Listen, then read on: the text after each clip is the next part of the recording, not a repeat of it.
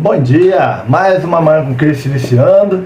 Vamos hoje ler a mensagem Como Leis, que foi publicado no Alma de Luz, editora ID, capítulo 6, referente ao Evangelho de Lucas, capítulo 10, versículo 26. Deixa eu ler aqui no meu Evangelho, versículo 26. E ele lhes disse, que está escrito na lei como leis.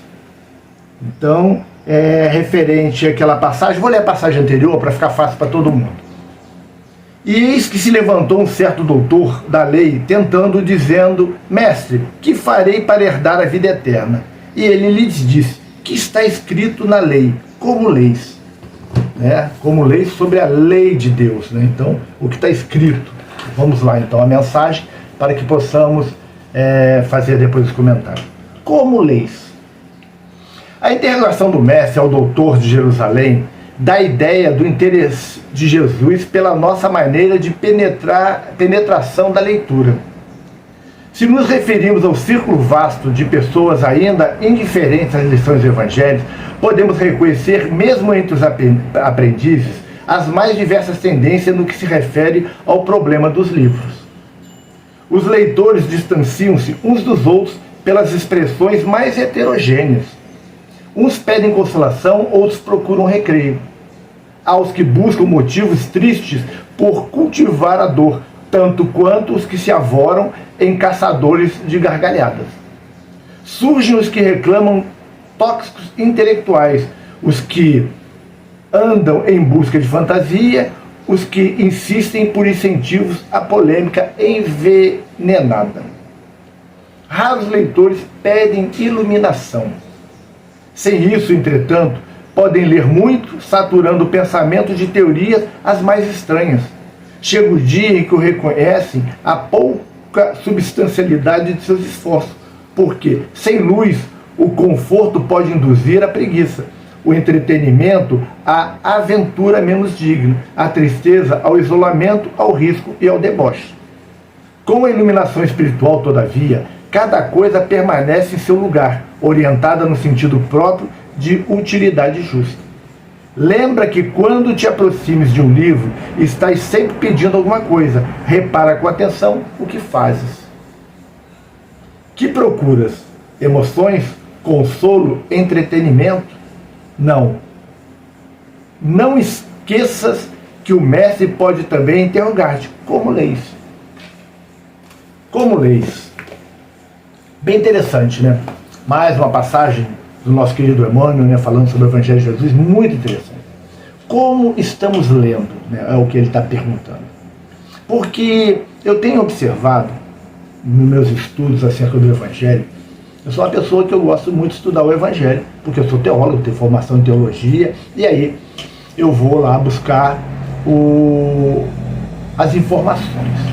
E aí a gente pega o Evangelho muitas vezes, vê algumas pessoas fazendo colocações referentes a algumas passagens do Evangelho de Jesus que fogem totalmente, que não tem nada a ver com o que está escrito no texto. Existem passagens em que a ideia, a palavra, ela foi mudando o que ela significava no decorrer desses 2000 anos. Ok, entendo isso. Hoje as traduções, as atualizadas, elas já fazem uma correção sobre isso. As boas traduções, elas procuram fazer uma correção sobre isso, para que a gente possa entender, dentro do conceito da palavra de hoje, o que Jesus queria falar. Claro, a gente precisa entender o contexto, não é só a palavra, o contexto, a cultura, o que o judaísmo pensava acerca daquilo que Jesus falava, se já tem algum profeta do Velho Testamento que tenha proferido algumas palavras parecidas. Isso tudo faz parte de um estudo mais aprofundado para que a gente realmente consiga entender o que foi dito. Mas a outra coisa que também a gente observa é a má vontade das pessoas. Muitas vezes em procurar um pequeno aprofundamento, e outras coisas que eu acho até mais grave, as pessoas tentarem adaptar o texto que está ali para o que elas pensam. Elas leem determinada coisa e fazem a interpretação que querem. Elas não procuram ver qual é a interpretação correta. O que os bons pensadores têm falado daquela passagem? O que os intérpretes falam daquilo? Não, ela tira suas conclusões e começa a propagar. E muitas vezes conclusões que são esdrúxulas, que não tem nada a ver com a verdade que está ali inserida. E aí começam as distorções. E a gente sai do Evangelho, vai para a doutrina espírita, lá para o Pentateuco kardeciano, para os livros de André Luiz, para os livros do Emmanuel, para os livros da Joana de Ângeles, para os livros de Manuel Floriano de Miranda e tantos outros. E a gente vai observar que o problema persiste. Então é só em relação ao Evangelho? Não. É em relação à maneira da interpretação do indivíduo. Por isso que o Emmanuel coloca aqui como leis. Né? E Jesus pergunta, como leis? Quando a pessoa pergunta o que eu preciso, né, para alcançar, né, o reino dos céus, ele pergunta, como leis? Como leis o que está escrito? Ou seja, qual é a tua interpretação? O que você está entendendo daquilo? Isso é fundamental, gente. Porque a gente precisa ter um bom entendimento daquilo que está ali.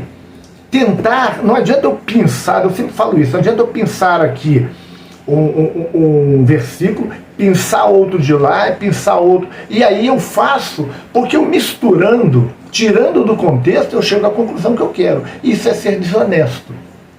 Isso é ser desonesto. Eu estou tentando burlar o verdadeiro sentido do Evangelho para adaptar ao que eu quero. É uma maneira de eu afirmar que o que eu faço está certo. Então eu vou adaptando o Evangelho, fazendo interpretações equivocadas. Eu não posso mais fazer isso, gente. Nós estamos à beira da regeneração. Estamos no mundo em ebulição. Estamos no mundo aí quase com um risco muito grande de ocorrer até guerra. E aí eu pergunto a vocês, dá para a gente continuar se enganando? Não dá mais, a gente precisa realmente focar no que é justo, focar no que é certo, tentar aprender, porque senão a gente não vai conseguir. Se a gente não olhar para a vida dessa maneira, a gente não vai conseguir. A gente precisa pegar uma obra e não ir para a obra procurando aquilo que nós queremos, mas ir entender a obra na sua essência, para que nós façamos reflexões acerca da nossa vida e, junto com as informações dessa obra, fazermos as transformações que se fazem necessárias. É assim que nós temos que agir. Eu tenho visto muito, mas muito, pessoas fazendo interpretações das mais variadas possíveis sobre um determinado tema. Uns pensam de uma forma, outros... Tudo bem, assim, existe as interpretações teológicas de alguns termos, de algumas coisas. A gente entende, os teólogos católicos, eles puxam a coisa para um lado, os teólogos evangélicos puxam para o outro. Eu sou teólogo espírita, eu procuro, claro, sempre dentro do meu entendimento espírita, mas a gente tem que ser o mais certo possível, seguir mais à risca aquilo que Jesus está nos dizendo. Porque senão, não vamos realmente alcançar os objetivos, que é entender o Evangelho e fazer as transformações. Porque se eu adapto o Evangelho à minha realidade, eu não mudo nada, porque eu estou certo sempre. Quando eu entendo a mensagem e eu observo que eu não vivo o que está sendo ali refletido nessa mensagem, eu preciso mudar. Isso é o caminho do progresso. Os livros, eles são conteúdos, eles guardam conteúdos. A gente pode dizer assim, é um conteúdo armazenado em papel. E a gente tem que ler o conteúdo, interpretá-lo da melhor maneira possível e aí fazer reflexões acerca das nossas vidas, o que precisamos mudar para poder seguir em frente. Vamos fazer a nossa prece para que possamos encerrar o Manhã com Cristo de hoje. Pai nosso que estais nos céus, santificado seja o vosso nome, venha a nós o vosso reino, seja feita a vossa vontade, assim na terra como nos céus. O pão nosso de cada dia nos dai hoje.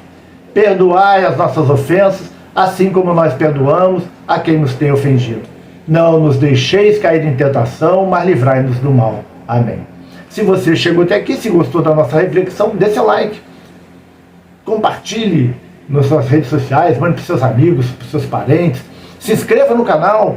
Acione o sininho para ser notificado e também faça comentários, é importante. Quanto mais movimento nós tivermos nas mensagens que são aqui preparadas, mais o YouTube vai oferecer esse conteúdo a outras pessoas e a gente consegue com isso trabalhar mais a reflexão matinal, trabalhar mais esse culto do Evangelho que acontece todos os dias. Então, vamos ficando por aqui, que Jesus nos abençoe e que esteja conosco hoje e sempre. Até amanhã, se Deus quiser.